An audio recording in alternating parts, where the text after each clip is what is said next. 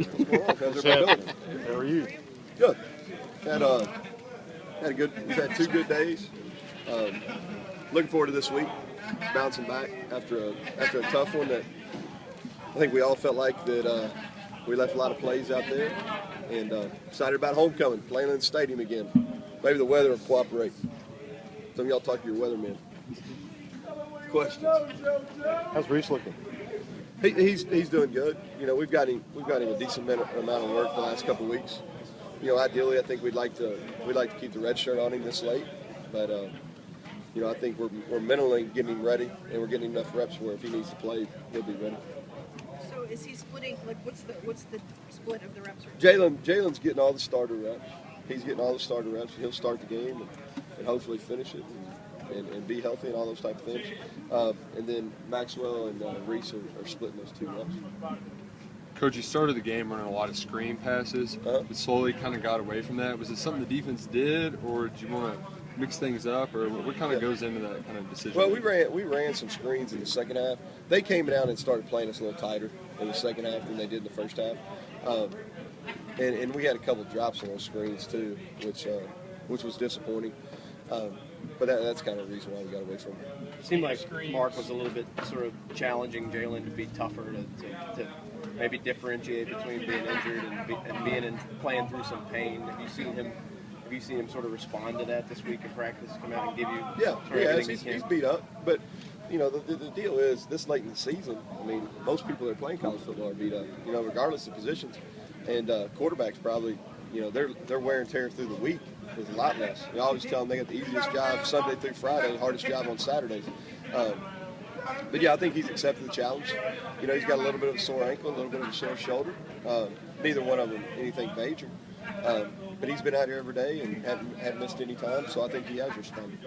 Alabama State's a team that will, 7, 8 guys. How do you prepare for that?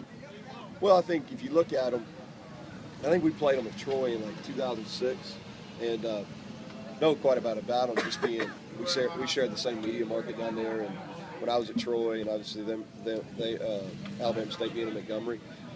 What strikes me when I watch these guys is they're really athletic. They got some Division I transfers, and they're well coached. They get line. They're really sound. I think they're going to come in here and play with a lot of confidence. They've won 6 games in a row. I think they've only given up 9 points the last 2 weeks. And the thing that I told our guys that they have to be aware of, because maybe some of our guys that aren't from the South don't understand, but you know, this isn't playing in our atmosphere is not going to be anything new for them. They play in a couple classic games a year. Where I think last week at Legion Field they had over 60,000, and they play in front of a lot of people and now on TV quite a bit. So that's not going to be anything new. They will zero blitz probably more than a lot of people we play. So we've got to be prepared for that, and the quarterback's got to be ready to get the ball out of their hands. After such a rough stretch for your guys, how much on your side of the ball do these players need to experience some success? Well, I think we've had bits and pieces of success along the way.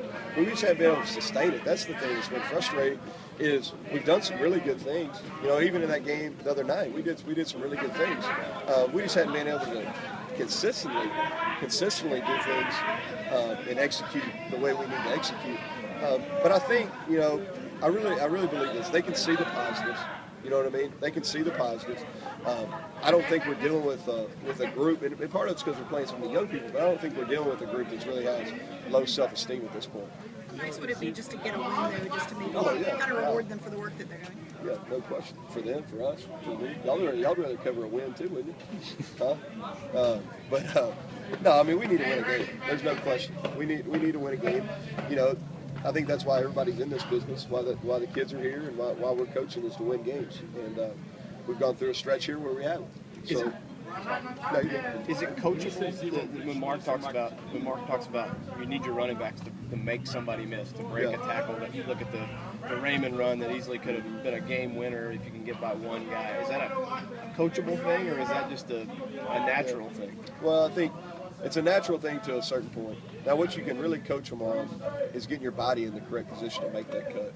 You know, what happened to us is, I think in 3 of those 5 situations, I think we had 5 situations, one-on-ones, where not only did we not make the guy miss, but we got tackled right at the point of contact.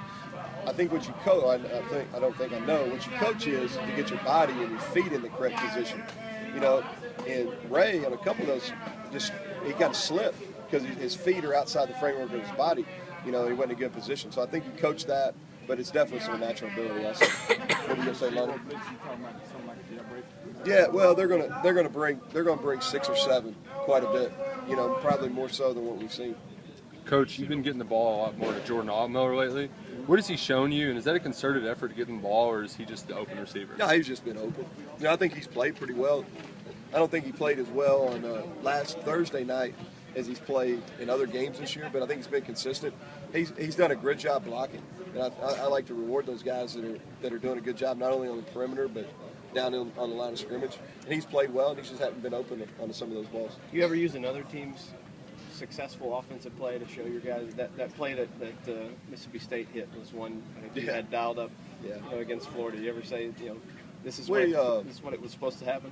Yeah, well, like I think what we do is we spend a lot of time, not a lot of time, more so in the spring and the preseason, showing guys, you know, that are running our offense. You know, whether it was our film from Texas Tech, whether it's Texas Tech now, you know, under Cliff, whether it's Oklahoma State, West Virginia, those type of schools that are running our type of offense, you know, we show them, you know, clips of those guys. Listen, here's how they're doing it. This is why they're playing at a high level. This is why they're doing that. And I think sometimes visually it helps more than me telling them over and over again. It seems like you used the fullbacks a lot on Thursday. How are those guys doing? Yeah, they're doing well. I'm pleased with Cody Jones. He's getting every ounce of. He's giving everything. It's probably there's nobody that's more important to than him. I can promise you that. And he's giving us everything he has. He's being really physical. You know, I think we're playing quite a bit in 20 personnel with that fullback in there, and it gives us some versatility. You know, where we can move from 20 personnel, we get back in our bone set, which is 3 backs, and then get in and put a tight end down and get 21 personnel. So they're doing some good things. They're earning that playing time. Is that more than you've used the fullback in a long time? Yeah, it is. It is. And here's what it comes down to. We're different. Obviously, we're not as productive as I'd like to be. But we're a little bit different. There's some things that we're doing a pretty good job of. There's some things that we've got to obviously improve quite a bit. You know, our product doesn't look exactly like I'd envisioned it or like I see it in my head. But I think we're getting a little closer. We got to get more consistent quarterback play. I think that's probably at the top of the list. We got to be more consistent, and more productive at the quarterback position. But we're going to get there. You know, I feel good about the class we're recruiting. You know, I'm encouraged every time I turn on talking about Texas Tech and watching those guys play. That those are guys that are in their. I think our first recruiting class is in their 3rd year there, and those skill guys at Tech are as good as anybody out there, and they're doing those guys are doing a good job coaching them also. But I think there's a lot of positives, and we just got to keep moving. Folks, I need to get to a player. All right.